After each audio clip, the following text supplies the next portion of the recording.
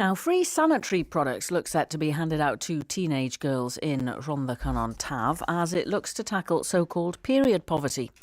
If the Cabinet at the Council approve the plans, then it would make it the first council in Wales to introduce such a scheme. Vivian Jones is the editor of magazine Cookie. She has 2 teenage daughters.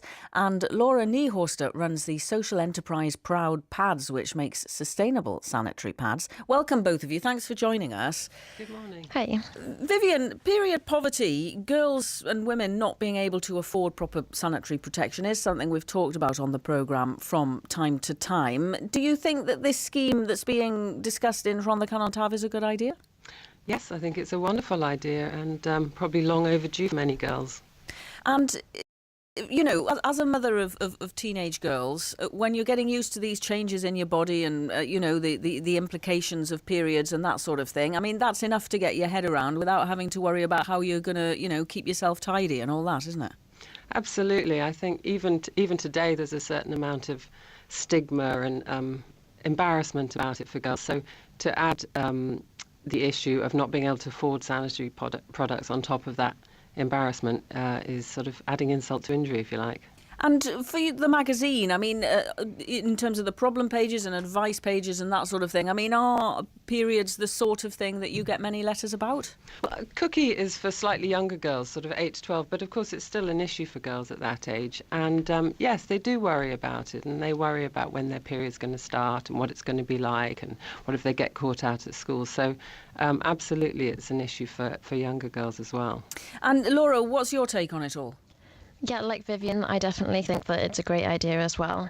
And I think actually sustainable sanitary products could be the best long-term solution for period poverty. Because once they have a set of them, they'll be sorted for a few years. Right. I wanted to ask you about what makes a pad sustainable versus the disposable kind, which I guess we're all more familiar with. So the sanitary pads that I make are reusable. So once you've used them, you can wash them and use them again for quite a few years.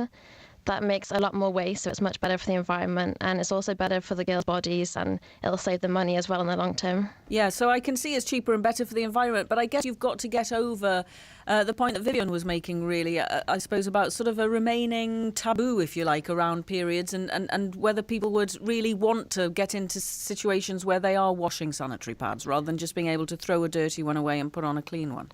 Definitely. I think our society needs to change as well, and we need to break down the taboo around periods more. And to be honest, I think that a product like mine can be a way to do that. And are you? What sort of reception are you getting for it? Generally very positive. I mean, it's quite polarising. Some people are quite scared of them, but other people think it's an amazing idea, and that's a great confidence boost.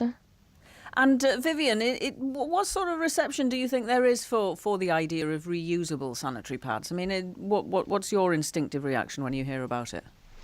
Oh, my reaction is positive. I think it's a great idea, but I do think that we have a lot of issues around periods and the words dirty and clean. I mean, a period isn't a dirty thing, but it has we have that sense somehow.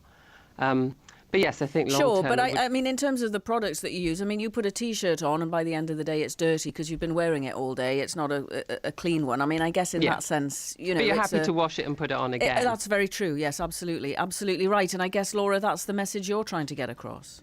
Definitely. And I think there's a certain amount of education that needs to go along with these. Like, people might have assumptions about the product, and so we just need to make sure they have the right information about them. Well, thanks very much indeed for joining us this morning and sharing your views on this, Laura Niehorster and Vivian Jones.